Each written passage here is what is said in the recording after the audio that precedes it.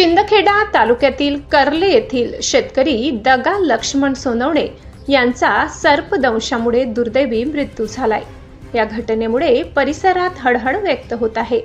मिळालेल्या माहितीनुसार दगा लक्ष्मण सोनवणे हे आपल्या शेतात काम करत असताना त्यांना विषारी सर्पाने दंश केला।